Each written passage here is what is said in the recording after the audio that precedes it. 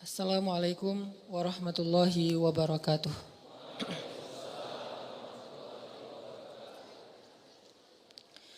Alhamdulillahi rabbil alamin. Nahmaduhu wa nasta'inuhu wa nastaghfiruh. Wa na'udzu billahi min syururi anfusina wa sayyiati a'malina. May yahdihillahu fala mudhillalah wa may yudlil fala hadiyalah. Asyhadu an la ilaha illallah wahdahu la syarikalah. Lahul mulku wa lahul hamdu wa huwa ala kulli syai'in qadir. Wa asyhadu anna Muhammadan abduhu wa rasuluhu la nabiyya ba'dah. Allahumma salli wa sallim wa barik ala sayyidina wa habibina wa maulana Muhammadin wa ala alihi wa sahbihi ajma'in. Teman-teman yang dirahmati Allah Subhanahu wa taala, malam ini kita akan coba belajar mengevaluasi diri kita ketika kita dapat masalah. Karena ketika orang diberikan ujian oleh Allah Subhanahu wa taala itu, maka manusia itu ada dua tipe. Ada manusia yang berkeluh kesah dengan ujian, ada manusia yang bersabar atas ujian. Dan orang yang bersabar ini juga bermacam-macam bentuknya. Ada yang sabar dengan pasrah, ada yang sabar justru dengan memperbaiki diri. Dia bersabar sambil memperbaiki dirinya. Karena dia sadar tidak ada masalah yang menimpanya kecuali ada yang salah dalam dirinya. Tidak ada musibah yang menimpa dia kecuali ada sesuatu yang dia lakukan yang mungkin bukan kebaikan, yang mungkin dosa. Sehingga selain bersabar, sembari bersabar dia mencoba untuk mengevaluasi, memperbaiki diri. Dan ini adalah model orang yang sabar yang paling baik. Sedangkan yang mengeluh juga macam-macam. Ada yang mengeluhkan masalah, ada yang mencari kambing hitam. Menyalahkan temannya, kayak misalnya dia gak lulus satu mata kuliah atau nilainya jelek. Dia nyalahin teman kos-kosannya gara-gara teman kos-kosannya ngajak dia main terus misalnya. Padahal itu kan pilihan ya. Dia bisa menerima, bisa menolak. Bisa nyalahin mantannya. Ini gara-gara saya diputusin, saya nilainya jadi jelek. Ya salah juga sih. Nah ini kan bentuk-bentuk keluhan nih. Ada yang menyalahkan sampai tingkat keluhan yang paling parah itu menyalahkan takdir. Menyalahkan Allah, ya Allah kenapa saya, apa maunya engkau, dan seterusnya dan seterusnya. Nah malam ini kita akan bahas angle orang yang ketika diuji oleh Allah bersabar dan juga sambil bersabar dia mencoba untuk memperbaiki diri. Dan ini adalah cara yang paling baik dalam menyikapi suatu musibah atau masalah. Cara yang paling elegan dan cara yang paling bijak, cara yang paling disukai Allah. Ketika kita mendapatkan masalah itu justru kita mencari tahu apa salah kita. Walaupun masalahnya bukan dengan keadaan. Kalau menyalahkan keadaan kan susah. Masalahnya kadang dengan orang lain. Orang mencela kita, orang berkata-kata tidak baik kepada kita. Ya memang salah dia, tapi tidak akan menimpa ucapan itu kepada kita. Kecuali memang ada sesuatu yang terjadi dalam diri kita. Ada sesuatu dosa yang pernah kita lakukan. Nah ini namanya belajar bersabar sambil mengevaluasi diri. Bahasa fikihnya muhasabah diri. Menghitung-hitung apa kesalahan dalam diri kita. Nah, kita akan bahas tentang ini. Gimana caranya kita menghadapi masalah, menghadapi satu musibah, menghadapi satu kejadian yang tidak enak. Dengan sabar tapi enggak sekedar pasif. Enggak sekedar mengatakan innalillah wa inna ilaihi rajiun. Enggak hanya sekedar mengatakan hasbiyallah wa ni'mal wakil. Enggak hanya sekedar merasa ini adalah cara Allah untuk menaikkan derajat saya. Kadang kalau hanya kegeeran kayak gini nih, kita jadi enggak pernah menjadi lebih baik. Kan ada orang ketika diuji oleh Allah Boleh sih merasa bahwa oh ini cara Allah menaikkan derajat saya. Tapi kalau hanya kayak gini doang, rasa-rasanya kita terlalu kegeeran.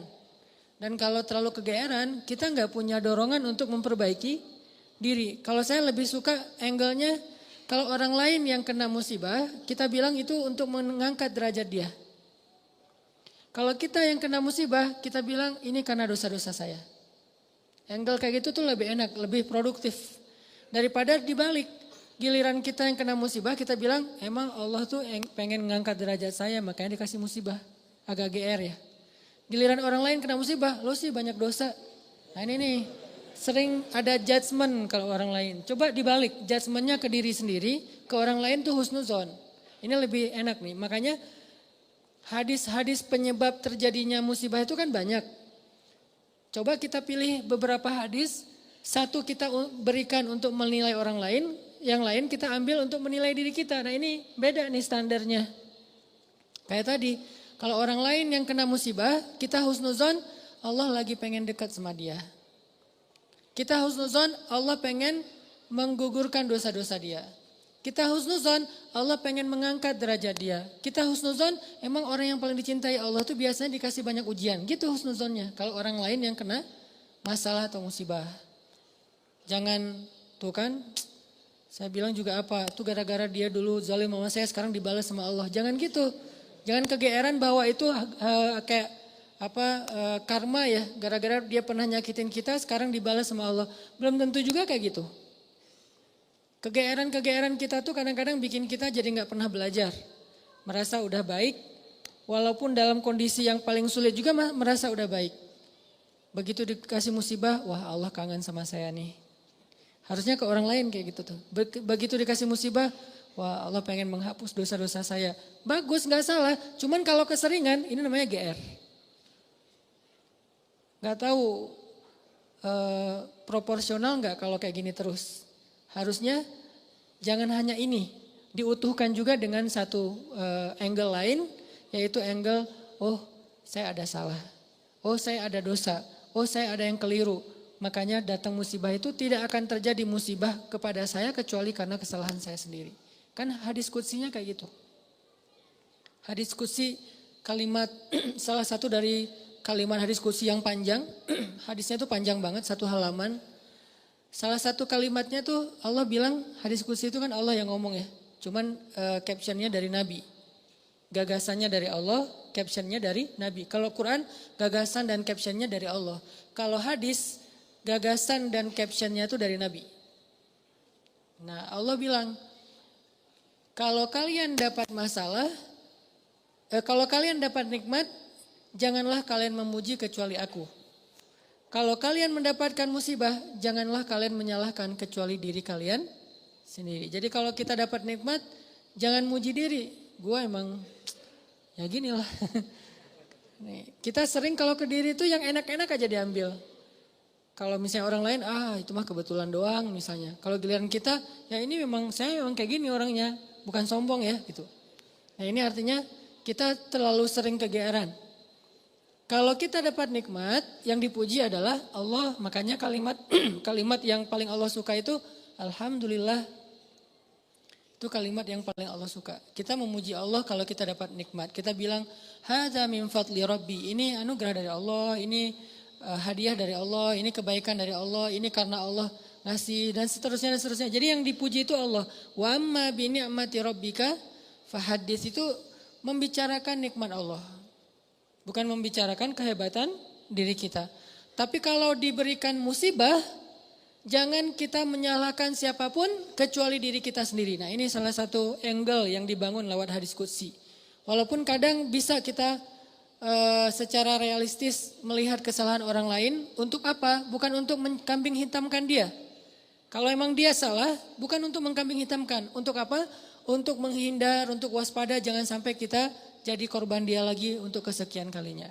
Kayak ada orang yang zalim. Gara-gara kezaliman dia akhirnya kita kena batunya nih. Ada orang yang dalam satu tim misalnya gak jujur. Akhirnya kita kehilangan satu proyek, satu usaha kita tuh bangkrut gara-gara dia gak jujur. Memang dia yang salah. Salah satu yang salah itu adalah dia. Dan kita akui bahwa itu kesalahan dia, tapi bukan untuk mengkambing hitamkan dia. Kalau enggak karena kamu tuh enggak ada masalah ini. Enggak, dia bukan satu-satunya, salah satunya. Karena kalau kita enggak punya dosa, mungkin kesalahan dia hanya akan menimpa dia saja. Tapi karena kita juga punya dosa, akhirnya kesalahan dia juga menimpa kita. Tapi Ustadz, ada yang hadis mengatakan kalau di dalam satu masyarakat ada orang yang berbuat dosa, nanti Allah akan timbakan musibah yang kena bukan cuma dia, sampai tetangganya juga kena. Itu kenapa bisa gitu? Dosa tetangganya apa? Dosa tetangganya membiarkan kemungkaran terjadi.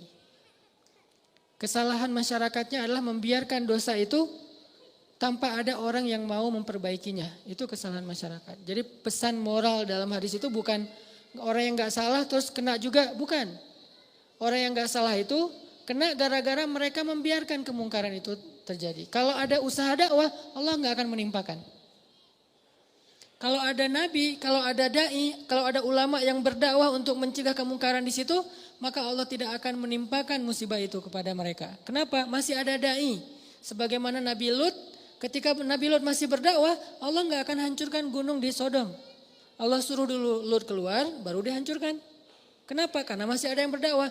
Kalau Nabi Lut tidak berdakwah, walaupun di dalam negeri itu ada orang soleh hidup sendiri dan tidak mau berdakwah, maka Allah akan menimpakan musibah dan mengenai orang soleh. Kenapa orang soleh kok kena padahal dia nggak berdosa? Dosa dia adalah membiarkan kemungkaran. Dosa dia adalah membiarkan kebatilan, tidak berbuat apa-apa. Jadi kita bersyukur juga ada ulama-ulama yang bersuara untuk kemungkaran. Itu salah satu alasan mungkin Allah masih menahan musibah atas negeri kita. Kalau mereka tidak menyuarakan kebenaran dan mencegah kemungkaran, mungkin dari dulu kita udah kena musibah-musibah yang besar. Kalaupun ada musibah-musibah kecil, ini mungkin lebih kepada hikmah yang lain. Bukan hikmah karena Allah pengen mengazab bangsa Indonesia. Jadi teman-teman, coba kita perbaiki angle berpikir. Apa yang harus kita persangkakan ketika orang lain kena musibah, dan apa yang harus kita persangkakan ketika kita yang kena musibah. Kalau kita yang kena musibah, salah satunya adalah cari salahnya di mana nih dalam diri kita. Kalau orang lain yang kena musibah, maka berbaik sangka dengan mengatakan Allah ingin mengangkat derajat dia. Berbaik sangka dengan mengatakan Allah pengen dekat dengan dia. Berbaik sangka dengan mengatakan orang yang paling banyak diuji adalah para nabi, kemudian orang soleh, kemudian yang semisalnya, kemudian yang semisalnya. Berbaik sangka dengan mengatakan Allah pengen menggugurkan dosa-dosa dia. Sehingga kita gak pernah menjudge orang lain. Dan tidak sibuk dengan kesalahan-kesalahan orang lain. Karena pernah saya kena musibah misalnya motor saya hilang. Dulu banget. Saya baru beli motor, baru 2 bulan terus hilang. Teman saya bilang gini, Ustadz kurang sedekah nih. Digituin. Ya sih saya nggak mungkin dong saya ngebantah kan ya. Oh iya ya mungkin. Cuman kan nggak enak ya. Orang lagi kena musibah bukannya dia empati atau apa gitu. Malah Ustadz kurang sedekah nih. Dia menjudge. Dan kalau saya kepancing. Nggak tahu sedekah saya kayak gimana. Kan habis pahala sedekah saya. Udah pahala sedekahnya cuma sedikit. Riak pula gara-gara kepancing sama dia. Hilang kan nggak ada manfaatnya kan ya. Dan itu sering loh mancing-mancing kita jadi riak. Kadang-kadang riak kita tuh bukan direncanain. Bukan gua pengen riak nih. Enggak. Kalau kelas kita insya Allah enggak gitu-gitu amat lah. Enggak mungkin kita sedekah pengen pamer. Kita beribadah pengen pamer. Kita tilawah pengen pamer. Kita tahu lah itu mah sia-sia. Tapi kadang riaknya tuh muncul gara-gara kepancing sama orang lain. Lo gak pernah gua ngeliat baca Quran. Wah lo gak tahu gua di HP ini ada Quran sampai 5 aplikasi loh. Buat apa juga banyak-banyak sama aja isinya. Aplikasi Al-Quran tuh ada 5 di sini. Dan sehari tuh coba lo lihat. Dan terakhir udah baca sampai surat berapa. Kan kepancing tuh. Riaklah kita gara-gara orang lain. Atau misalnya taklim atau apalah. Atau umroh, haji, sedekah kayak gitu-gitu. Ada yang mancing. Lo gak peduli banget dengan saudara-saudara kita yang di Palestina. Itu di sana tuh ngeri banget loh keadaannya. Lu kayaknya biasa-biasa aja. Lu ngelihat gua main, tapi gua tuh sedekah, gua tuh donasi terus setiap minggu tuh ngirim 1 juta. Habis kan? Ini riya yang kepancing namanya. Dan sama statusnya dengan riya yang direncanain. Makanya jangan gampang kepancing. Dia ngomong gitu ke saya lagi hilang motor, dia bilang Ustadz kurang sedekah. Kemarin ketinggalan dompet. Ketinggalannya di rumah ternyata. Gak tahu kemana dompet, panik gitu kan. Soalnya SIM 2 di situ baru dibikin. Udah gitu kartu ATM gitu terus ada foto anak. Alhamdulillahnya gak ada duit.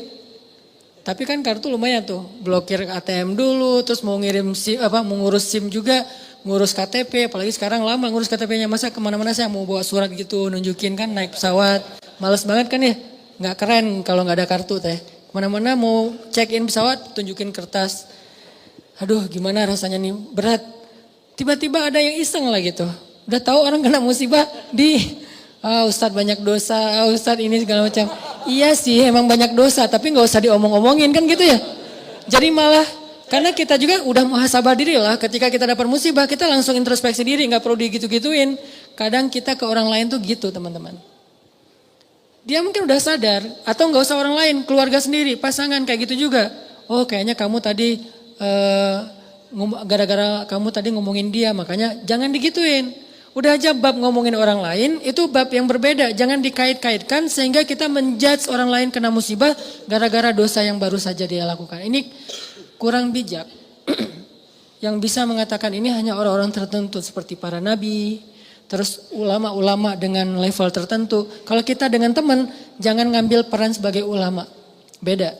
Kalau kita sebagai teman, ngambil peran ya cuma teman doang. Empati, peduli, bantuin. Kalau ulama kapasitasnya emang menasehati. Ulama itu kapasitasnya emang mengeluarkan fatwa. Bahkan menjudge, itu hak ulama menjudge. Karena ulama itu sama kayak hakim. Tugas hakim itu adalah menghakim. Menyampaikan hukum halal, haram, hak batil dan seterusnya. Tapi kita kalau ke teman beda sama ulama.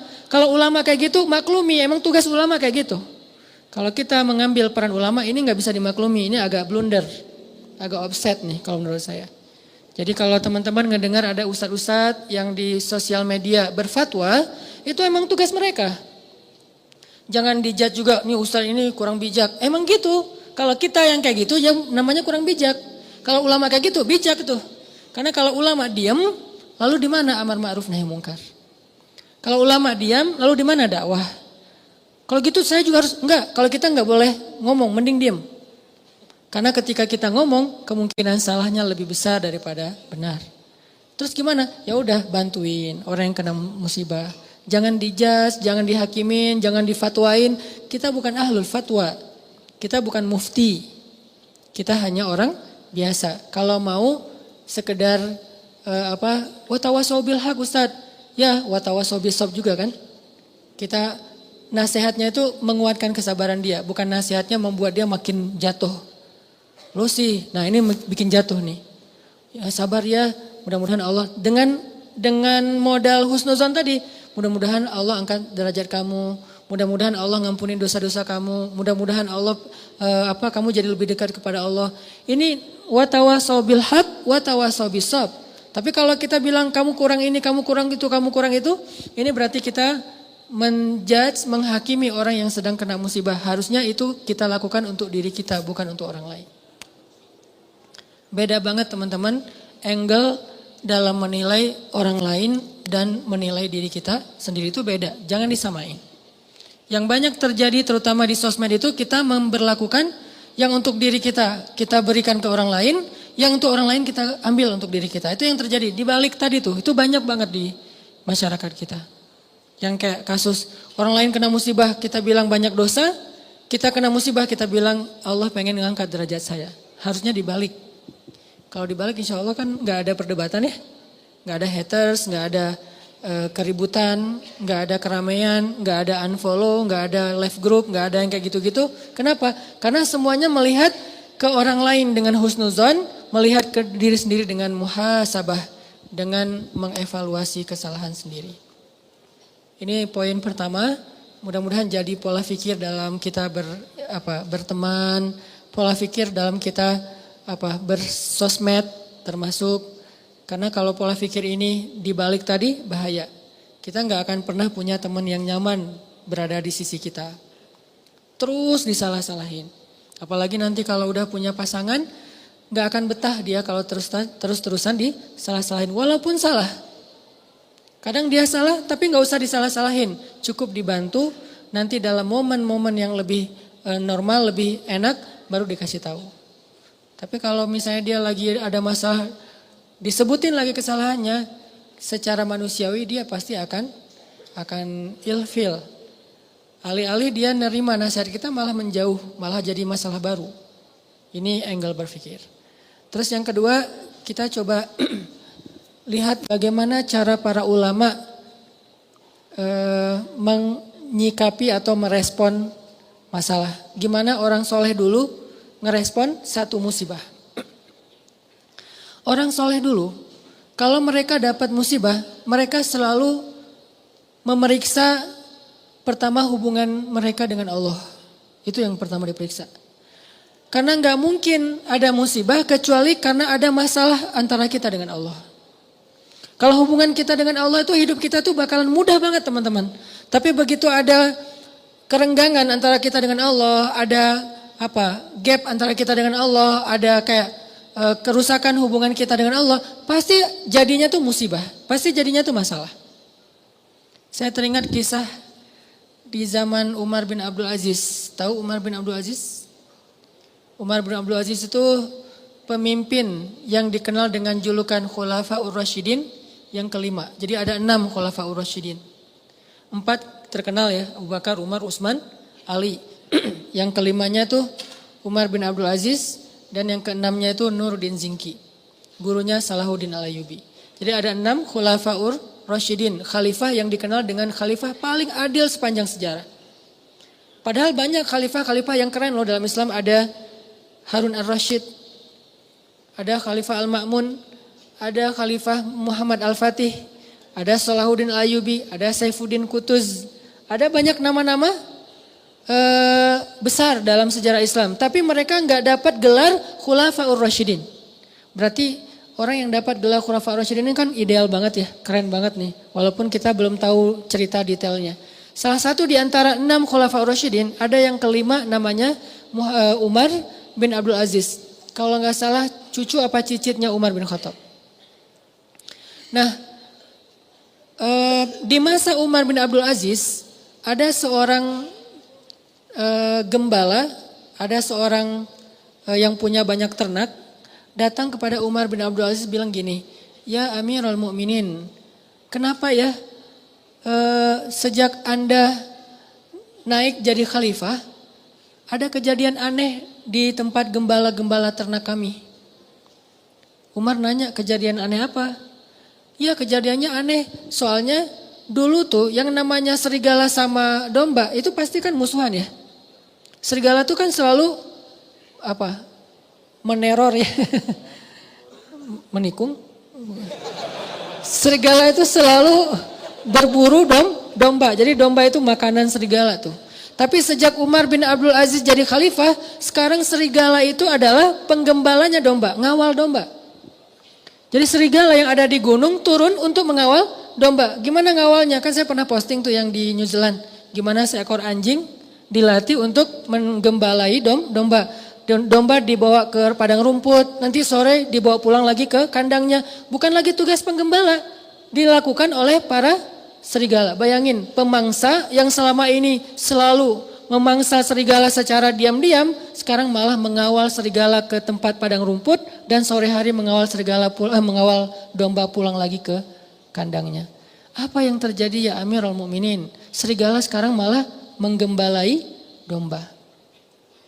Apa kata Umar bin Abdul Aziz?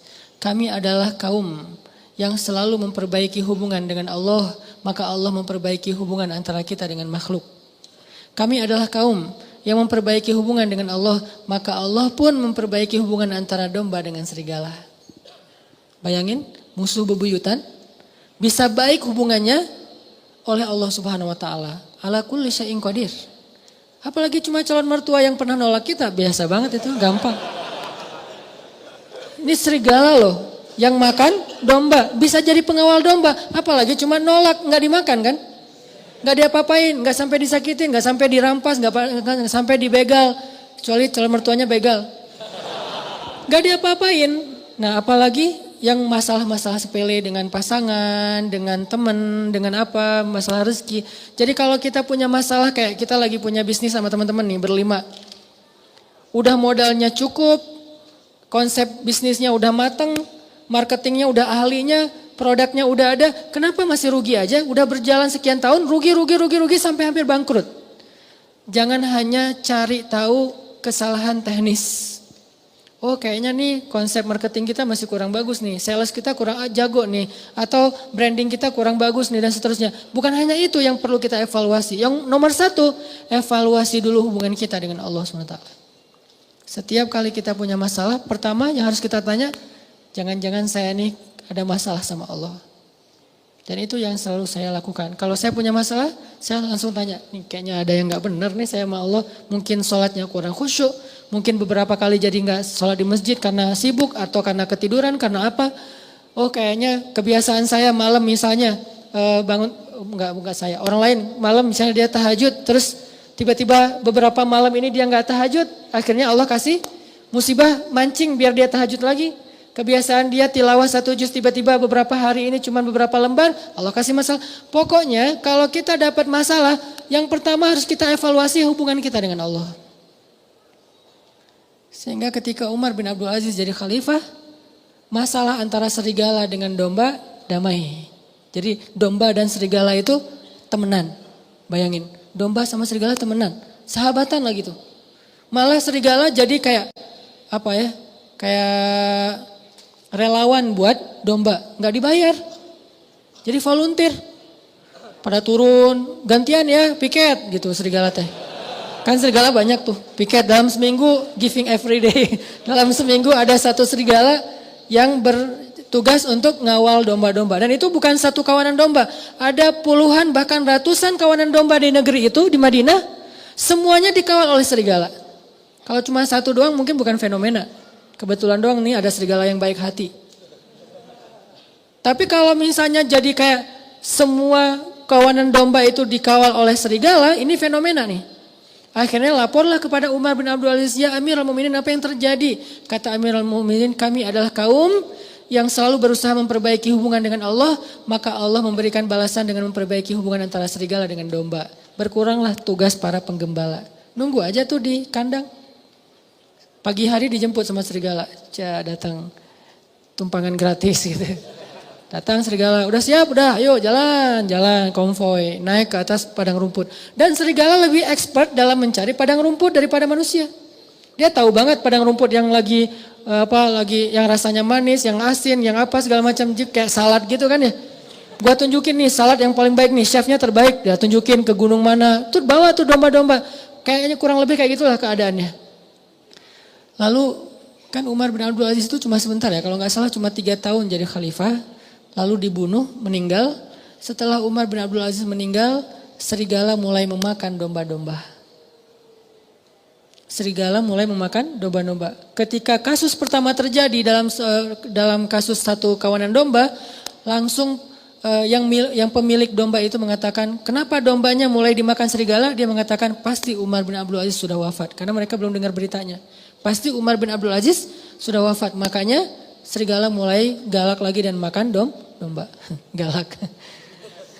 Akhirnya mereka pun cari tahu benarkah Umar bin Abdul Aziz wafat atau dia turun tahta. Ternyata ketika mereka cari tahu, mereka dengar berita benar Umar bin Abdul Aziz telah wafat. Sehingga orang-orang tidak punya lagi orang soleh yang memimpin. Akhirnya Allah putuskanlah silaturahim antara serigala dengan domba. Dan ini kisah nyata. Saking solehnya Umar bin Abdul Aziz. Makanya layak disebut khulafaur rasyidin. Tingkat kesolehannya itu sampai bisa mempersaudarakan antara domba sama serigala. Kita kucing sama tikus saja gak bisa. Bayangin kalau saking solehnya kita, kucing sama tikus duduk berdua gitu. Makan keju apa segala macam. Tikus sama kucing. Kenapa? Suami yang soleh di rumah. Jadi bisa jadi seorang kakak sama adik itu gak akur. Bisa jadi suami istri gak akur. Mertua dengan menantu gak akur. Dan seterusnya dan seterusnya. Teman dalam satu tim gak akur dan seterusnya dan seterusnya. Itu penyebabnya kenapa? Hubungan kita dengan Allah kurang akur. Sehingga Allah tidak memperbaiki hubungan kita dengan manusia. Dengan makhluk. Jadi yang pertama kita evaluasi kalau kita punya masalah teman-teman, evaluasilah hubungan kita dengan Allah. Kalau kita merasa nggak punya dosa besar, minimal dosa kecil. Tapi kan dosa kecil tuh rata-rata nggak sadar Ustadz. Ya kalau nggak sadar ya nggak apa-apa. Nggak harus tahu, nggak harus sadar. Tapi kan kita bisa tetap istighfar. Walaupun kita nggak sadar berbuat dosa kecil, dan pastinya kita berbuat dosa kecil tapi kita nggak sadar. Tinggal istighfar. Oh berarti saya kurang banyak istighfar. Dan itu ajaib loh, ajaib banget. Coba dawamin aja, begitu ada masalah langsung perbaiki hubungan dengan Allah. Itu ajaib banget, langsung Allah perbaiki hubungan kita dengan seseorang itu bertahap. Tapi ya bertahap cuman kelihatan tahapannya tuh. Nggak gitu-gitu aja, ada progresnya pasti tuh. Saya ngalamin banget.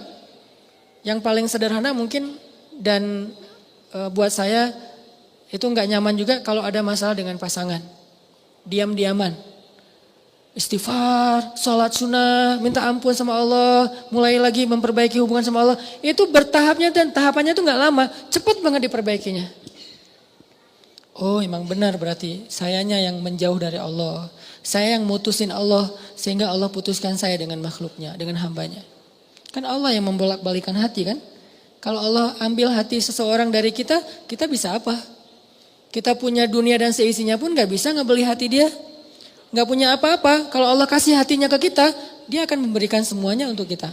Makanya perbaiki dulu hubungan kita dengan Allah. Itu yang paling berpengaruh dalam hidup kita. Dosa salah satunya. Kan saya sering bilang, ulama dulu tuh kalau mereka dapat masalah, mereka akan melihat dirinya sebagai pendosa. Masalah sekecil apapun, sampai gini masalahnya. Ternak mereka susunya berkurang aja, mereka istighfar. Biasanya susu setiap hari itu 1 ember, 1 timba. Hari ini kurang dari 1 ember. Kenapa susu ternak saya hari ini kurang dari 1 ember? Pasti saya punya dosa. Astagfirullahaladzim, astagfirullah. Gitu cara mereka menyelesaikan masalah. Sebelum mencari tahu, oh ternaknya kurang sehat atau apa, itu yang kesekian. Lagian itu butuh waktu. Kalau dengan Allah kan gak butuh waktu ya, cepat ya. Begitu kita dapat masalah, kan gak butuh waktu untuk mencari tahu apa ya masalah saya dengan Allah. Udah ketahuan langsung tuh, ibadahnya mulai berkurang, kualitasnya atau kuantitasnya, atau dosanya nambah, tinggal istighfar dan sholat sunnah. Wasta'inu bis sabri wassalah, salah satunya dengan sholat. Jadi lebih cepat memperbaiki masalah kita dengan evaluasi hubungan kepada Allah daripada evaluasi teknis dalam masalah itu. Ulama tuh kalau misalnya ada kejadian kecil aja, kayak misalnya atap rumahnya bocor, ini pasti karena saya banyak dosa, astagfirullahalazim. Lampu rumahnya mati, astagfirullahalazim. Apalagi, telepon putus, astagfirullahalazim, belum bayar.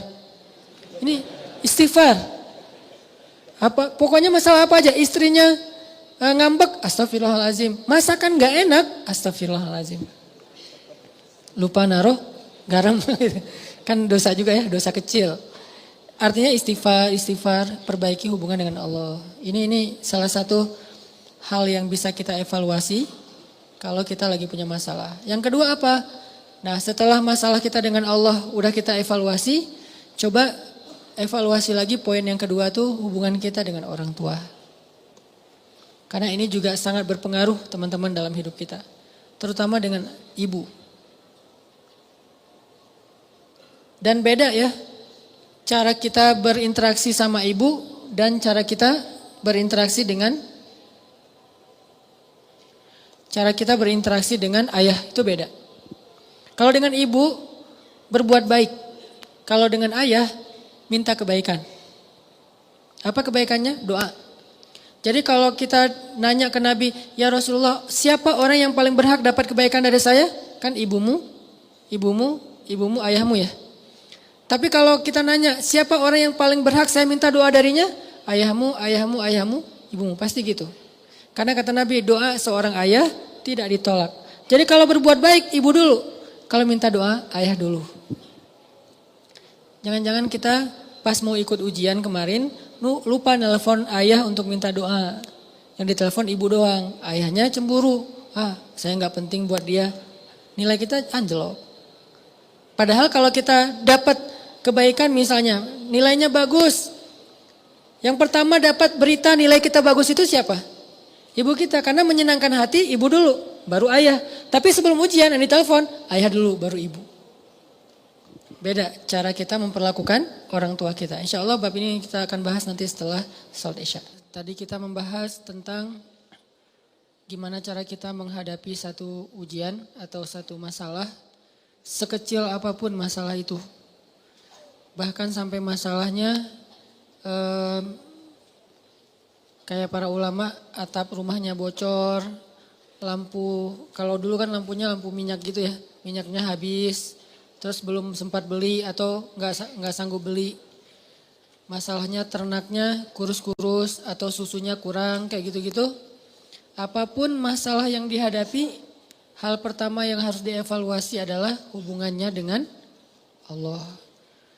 Salah satu contohnya tadi di zaman Umar bin Abdul Aziz, ketika Umar bin Abdul Aziz jadi khalifah, karena Umar bin Abdul Aziz ini selalu menjaga hubungan baik dengan Allah, maka Allah juga memperbaiki hubungan antara serigala dengan domba. Terjadi juga di zaman Umar bin Khattab. Ketika Umar bin Khattab jadi khalifah, terus orang Mesir tuh ngalamin musim kering, sampai gagal panen, air sungai Nil itu udah nggak ngalir lagi ke ladang-ladang gandum mereka.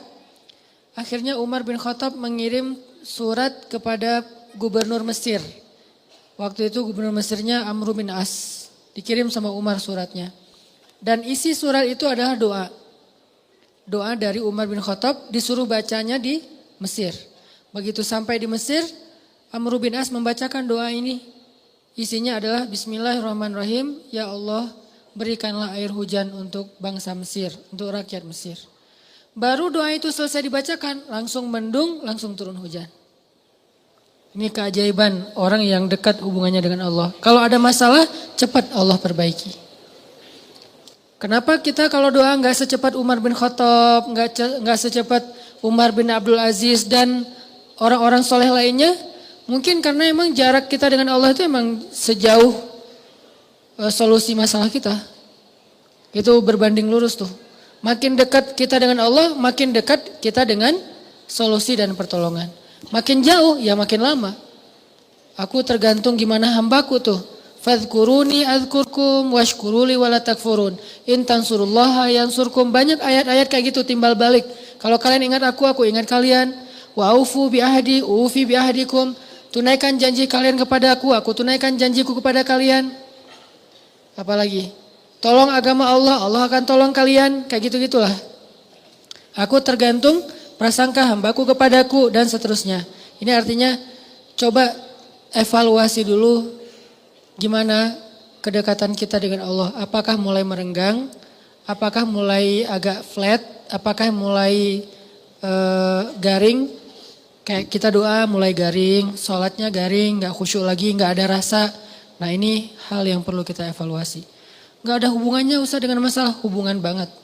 Bukankah dunia ini milik Allah? Allah yang mempergilirkan segala sesuatu, Allah yang mengatur. Allah itu Rob. Rob itu artinya pemilik, pencipta, pemelihara, pengatur. Itu semuanya makna dari Rob atau rububiyah. Itu perbaiki pertama. Kedua, mungkin masalah kita itu karena hubungan kita dengan orang tua yang kurang baik. Kurang baiknya kadang bukan durhaka, tapi kurang peduli. Kurang baiknya mungkin kita gak pernah ngebentak orang tua, tapi gak pernah juga kita membahagiakan orang tua. Ya biasa-biasa aja lah gitu. Dengan orang tua itu ya sekedar status doang, bahwa itu ibu saya, itu ayah saya, tapi gak ada apa-apa. Bukan kesayangan, bukan prioritas, bukan yang kita agendain, pokoknya seminggu sekali harus nelpon, kalau gak bisa datang, kalau bisa datang harus datang. Setiap hari itu kita minimal ketemu ibu kita senyum, minimal kalau bisa mijat kakinya atau apa gitu.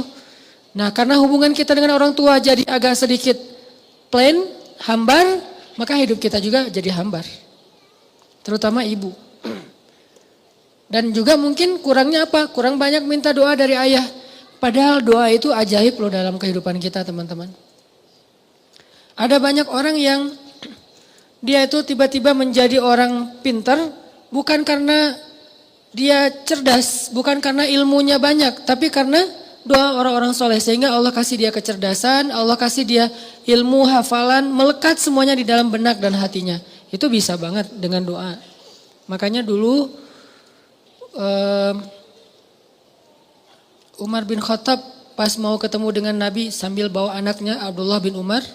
Umar bilang kepada Abdullah, Abdullah, nanti kalau kamu ketemu dengan Rasulullah, jangan lupa minta doa ya. Ya ayah, kata Abdullah. Nah pas ketemu dengan Rasulullah, Abdullah langsung, ya Rasulullah beri saya doa. Doakan saya, doakan saya. Selalu minta doa. Sehingga akhirnya Allah berikan kecerdasan kepada Abdullah bin Umar bin Khattab jauh di atas bapaknya. Salah satu adegan kecerdasan Abdullah tuh pas Nabi lagi ngajar, mereka pada hadir, para sahabat. Terus Nabi ngetes gitu, ngasih mereka satu pertanyaan dalam bentuk perumpamaan. Pas ngetes kayak gini, sahabat-sahabat yang senior gak ada yang bisa jawab. Abdullah bisa, tapi dia gak mau jawab, diam. Pas pulang Umar nanya, Abdullah, tadi kamu tahu gak jawabannya? Tahu, kenapa gak mau jawab? Aku tidak ingin mempermalukan orang-orang yang udah senior. Ini anak-anak SD loh, udah punya etika kayak gitu. Kenapa? Karena doa dari Rasulullah SAW. Abdullah ibnu Abbas, sahabat Nabi yang kalau ngafal Quran itu sekali dengar langsung hafal. Dan gak pernah lupa. Gak ada dalam cerita Abdullah ibnu Abbas tuh, saya lupa ayatnya di mana itu gak ada. Saya lupa hadisnya, riwayat siapa itu gak ada. Dia selalu ingat. Dan banyak banget ayat yang sahabat gak ngerti, dia ngerti. Sehingga ketika turun ayat, kalau nggak salah di surat Al-Kahfi, tidak ada yang tahu makna dari ayat ini illa qalil, kecuali orang yang sedikit. Maka Nabi mengatakan salah satu di antara orang yang sedikit itu adalah Abdullah ibnu Abbas. Hanya sedikit orang yang mengerti ayat-ayat mutasyabihat di dalam Al-Quran sampai ke takwil. Takwil itu apa di balik ayat, itu cuma sedikit. Jadi Abdullah bin Abbas itu ya, di kalangan sahabat itu mirip kayak Nabi Khidir di antara Nabi Musa. Dia tahu namanya hikmah. Yang orang gak tahu dia tahu. Ini Abdullah ibn Abbas. Seperti Nabi Khidir di antara Nabi Musa dan Nabi Yusha. Kenapa? Karena doa Rasulullah SAW. Ketika dia lagi boncengan sama Nabi. Nabi ngedoain Allahumma faqihu fiddin wa alimhu ta'wil. Ya Allah fahamkan dia halal dan haram dan ajarkan dia Al-Quran. Jadilah sejak saat itu Abdullah bin Abbas mengatakan hati saya menjadi sejuk dan tidak pernah lagi lupa dengan apa yang pernah saya dengar. Gak pernah lupa. Doa. Siapa lagi yang didoain dan punya keajaiban dalam hidupnya? Hasan al-Basri. Doanya Umar bin Khattab. Umar ketika bertemu dengan Hasan al-Basri kecil diusap kepalanya terus didoain Allahumma faqihu fiddin wa habibhu ilan nas. Ya Allah jadikan anak ini ngerti agama dan dicintai oleh setiap orang. Sehingga Hasan al-Basri itu terkenal sebagai ulama, gak ada hatersnya. Kan soleh-soleh orang tetap kadang-kadang ada hatersnya ya. Yang gak suka, yang apa. Tapi Hasan al-Basri gak ada hatersnya. Sampai orang yang memusuhi beliau juga cinta sama beliau. Gak senang dengan fatwa beliau, tapi ketemu orangnya tuh jatuh hati kepada beliau. Ini Hasan al-Basri. Dan ini saya biasakan doain anak saya, kalau saya lagi ngusap kepala anak saya doakan, ya Allah, Allahumma faqihu fiddin wa habibhu ilan nas. Saya coba hafal beberapa doa yang ajaib di zaman sahabat, terus dipraktekkan ke anak. Kenapa? Doa seorang ayah tidak ditolak. Itu modal kita teman-teman. Doa ayah itu, doa ul walid la yurad. Doa seorang ayah itu gak akan ditolak oleh Allah. Dan itu modal hidup kita tuh. Kalau kita masih punya ayah, jangan sia-siakan. Kalau ibu, pintu surga. Jadi bisa dibilang pintu surganya adalah ibu dan kuncinya adalah ayah. Ada masalah sedikit, telepon ayah kita, ya doain aku. Ada masalah sedikit, senangin hati ibu kita, beli apa gitu, hadiah kan tahabu kan, saling berhadiahlah supaya kalian saling mencintai. Ibu tuh dikasih hadiah, kalau ayah minta doa. Ayah gak terlalu berharap hadiah lah dari anaknya. Beda karakter nih. Ini cara kita berbakti kepada mereka supaya Allah perbaiki urusan kita. Ada masalah dalam sekolah, ada masalah dalam pertemanan, ada masalah rumah tangga, masalah pekerjaan, telepon ayah, ya doain saya. Pertanyaan besarnya adalah gimana kalau orang tua kita sudah wafat?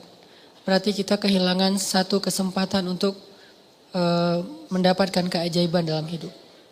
Kalau berbuat baik tetap bisa, tapi meminta doa kan udah gak bisa ya. Kepada orang yang sudah meninggal kecuali Rasulullah yang boleh. Kalau selain Rasulullah menurut jumhur ulama sudah nggak bisa, terputus. Tapi kalau berbuat baik bisa kirim Al-Fatihah, doain mereka, ziarah kubur, apalagi sedekah dan diniatkan juga untuk mereka, maka itu menurut sebagian besar ulama ngaruh. Sama kayak seorang sahabat nanya ke Rasul, ya Rasulullah kalau saya bersedekah atas nama ibu saya apakah bisa? Bisa kata Rasul. Bersedekah atas nama ibu, berarti dua yang pahalanya, ibunya dapat pahala, dia yang bersedekah juga dapat pahala. Imam Nawawi itu mazhabnya Syafi'i loh, dan Indonesia itu mayoritasnya Syafi'i. Imam Nawawi mengatakan sedekah seorang anak, amal soleh seorang anak yang dia niatkan untuk orang tuanya itu sampai untuk orang tuanya. Sehingga orang tuanya dapat pahala, dia dapat pahala. Itu cara kita berbakti kepada ibu bapak kita kalau keduanya sudah wafat. Berbuat baik kepada orang yang dicintainya. Kayak misalnya Nabi Muhammad tuh berbuat baik kepada teman-teman Khadijah. Kenapa? Karena pengen berbuat baik kepada Khadijah, tapi Khadijah sudah wafat. Caranya gimana? Ya udah berbuat baiklah kepada sahabat-sahabat Khadijah gitu. Jadi kalau orang tua kita udah wafat, saudara kita wafat, atau pasangan kita wafat, cara kita berbuat baik kepada mereka adalah selain doa, beramal soleh dengan niat kepada mereka, salah satunya adalah berbuat baiklah kepada orang-orang yang mereka cintai semasa hidupnya. Siapa yang dicintai ayah kita? Teman-temannya, cinta dalam makna persahabatan ya, teman-temannya, keluarganya, ibu kita juga kayak gitu, pasangan kita juga kayak gitu, berbuat baik kepada dia. Insya Allah kalau kayak gitu berarti kita telah berbuat baik kepada almarhum. Walaupun kata orang itu nggak ada istilah almarhum, ya nggak masalah lah, istilah doang ya, kepada almarhum. Terus yang ketiga, kalau kita punya masalah, evaluasilah hubungan kita dengan pasangan kalau yang udah punya. Kalau belum punya Ustadz, berarti nggak ada masalah. Atau ada masalah nggak ada solusi. Jadi evaluasi dulu hubungan kita dengan pasangan. Terutama hubungan seorang istri kepada suami. Kenapa? Karena salah satu yang menyebabkan hidup kita nggak berkah, tidak ada ridho dari suami kita. Tapi suami saya itu emang nggak pernah ridho Ustaz. Nah ini salah suaminya nih. Kalau kita udah benar tapi suami nggak ridho, maka Allah tahu lah. Allah tuh nggak polos lah, nggak terlalu lugu gitu. Allah pasti gak kasih ridho saya nih, soalnya suami saya gak kasih ridho. Tapi suami saya itu susah banget Ustadz, kayak dosen killer gitu, susah ngasih nilai. Allah tahu, Allah yang menilai.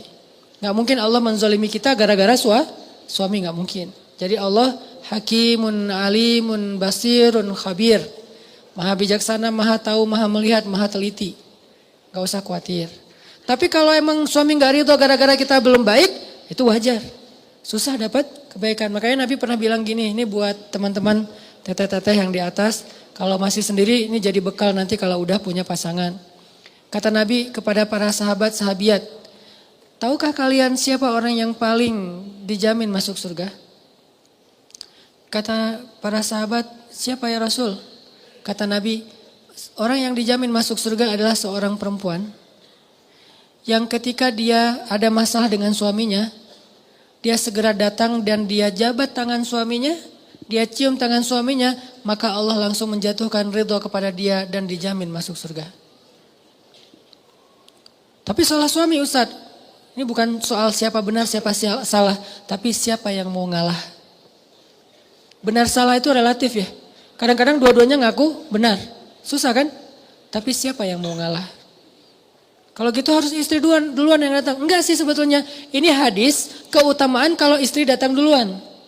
Nanti ada hadis keutamaan kalau suami datang duluan. Karena ada cerita, ini cerita di zaman sebelum Rasulullah ya, di zaman Nabi Isa kayak gitu. Ada seorang ulama datang ke rumah temannya.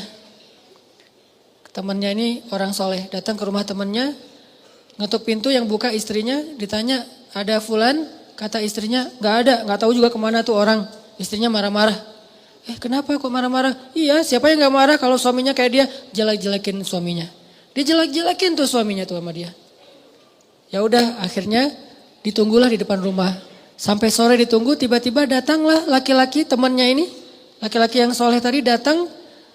Dan di belakangnya ada seekor harimau lagi membawa kayu bakar. harimau bawa kayu bakar.